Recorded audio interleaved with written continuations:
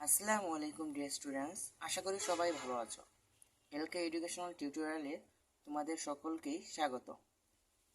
আজ আমি তোমাদের জন্য একটি বেসিক গ্রামার নিয়ে আলোচনা করব। বেসিক গ্রামারটি হলো noun.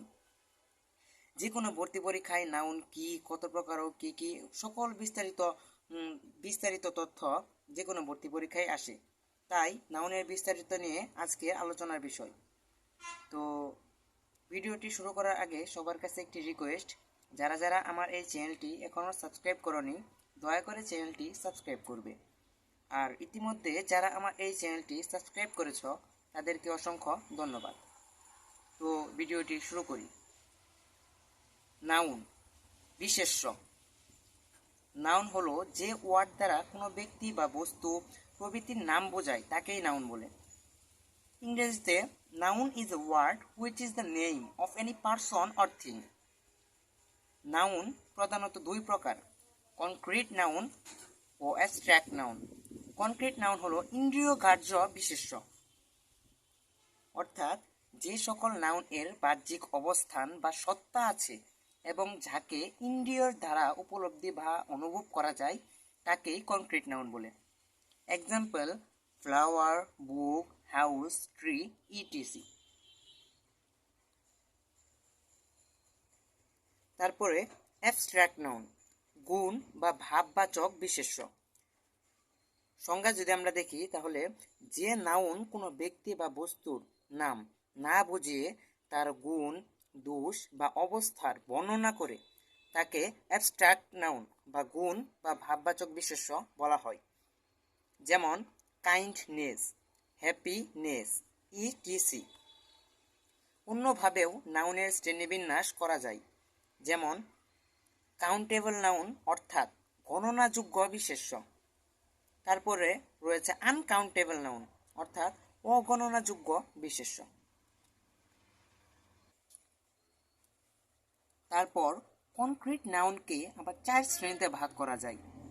1 number proper noun, 2 number common noun, 3 number collective noun, 4 number material noun. তাহলে প্রথমেই প্রপার নাউন।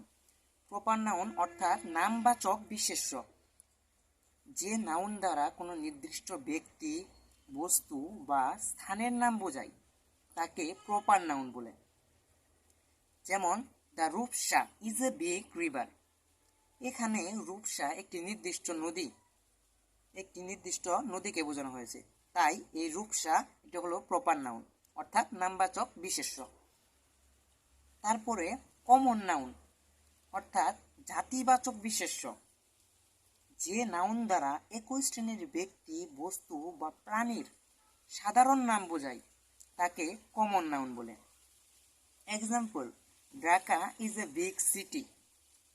অর্থাৎ এখানে সকল শহরের সাধারণ নাম হলো সিটি, সেজন্য একে কমন নাউন বা জাতিবাচক বিশেষ্য বলা হয়।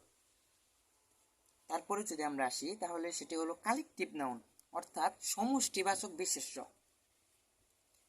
একই জাতীয় ব্যক্তি বা বস্তুকে পৃথকভাবে না বুঝিয়ে তাদের সমষ্টিকে বোঝালে তাকে কালেকটিভ নাউন বলা হয়। Example: she joined the army last year. এখানে আর্মিটা সমষ্টিকে বোঝানো হয়েছে, সেজন্য এই আর্মি এই কালেকটিভ নাউন বা সমষ্টিবাচক বিশেষ্য হবে। তারপরে রয়েছে নাউন অফ মাল্টিটিউড অর্থাৎ কালেকটিভ নাউন যখন পৃথকভাবে বোঝানো হয়, অর্থাৎ এক সমষ্টিকে না বুঝে পৃথকভাবে বোঝানো হয়, একে নাউন অফ মাল্টিটিউড বলে। Example: the jury are divided in their opinions. অর্থাৎ বিচারকদের মতামত ভিন্ন, এই ক্ষেত্রে একে বলা হয় নাউন অফ মাল্টিটিউড। যদি এই বিচারকদের মতামত যদি সঠিক থাকতো কিংবা একই মতামত পোষণ করত তাহলে এটা কালেকটিভ নাউন হিসেবে ব্যবহার হতো। তারপরে ম্যাটেরিয়াল নাউন অর্থাৎ কি বস্তুবাচক বিশেষ্য। যে নাউনকে গণনা করা যায় না কিন্তু ওজন কিংবা পরিমাপ করা যায় তাকেই ম্যাটেরিয়াল নাউন বলে। Example: iron is a useful metal. এখানে আয়রন শুধু ওজন বা পরিমাপ করা যায়, এটা গণনা করা যাবে না, তাই এই আয়রনকে ম্যাটেরিয়াল নাউন বা বস্তুবাচক বিশেষ্য বলা হয়। এই পর্যন্তই ছিল নাউন কি, কত প্রকার ও কি কি এবং এর ক্লাসিফিকেশন।